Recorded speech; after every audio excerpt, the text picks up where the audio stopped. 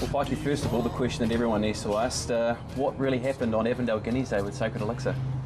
Look, we're not quite sure, I suppose. Look, he probably wasn't the horse with the high profile that he had.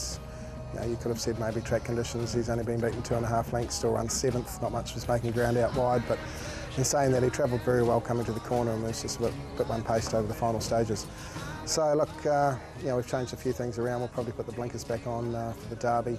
Obviously he's had the most of his career, but we just took them off in the bars because he was just starting to over-race a wee bit. But look, we can't fault him condition-wise. His work's been good. So well, it was probably his plainest run in Australia was the Guineas second up over there. So perhaps that's got something to do with it as well. Condition-wise, and his work's probably been as good as going into the VRC Derby. Obviously, the only question mark having in your back of your head, he had a nice break after Brisbane, a nice long prep into Melbourne, started off at 14 and worked his way through to the Derby over 2,500, whereas this time he only had a very short break and he's only had the 2 runs going in. So whether Melbourne just took the edge off him a bit, we're not quite sure, but look, his blood's as good, his work's good, he looks fantastic as you'll see in these photos. So hopefully maybe it's just taken him a run or 2 to get back to his best, and we know he's definitely got the ability there to win the race.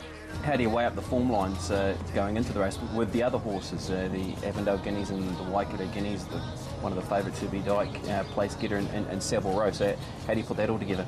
Probably going through Savile Row's, his run against the older horses at Tirapa was very, very good.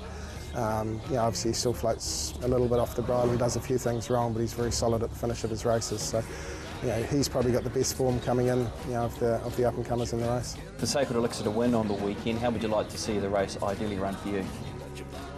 Look, if the real Sacred Elixir turns up on Saturday, it probably doesn't really matter how the race is run. He can be ridden in sort of any sort of way, and on his best form, I don't think it would really matter where he was in the run. You won the Derby last year, and winning a classic is what all the trainers want, so no doubt you've got a hunger and a desire to try and do it again.